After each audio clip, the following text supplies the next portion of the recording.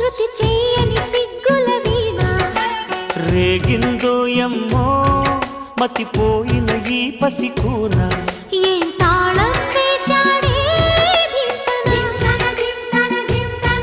ఏం రాగం తీసిందే అంగనా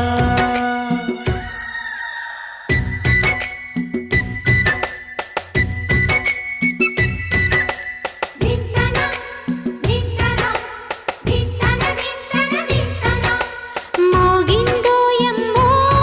శృతి చేయని సిగ్గుల వీణ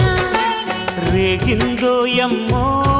మతిపోయిన ఈ పసికూన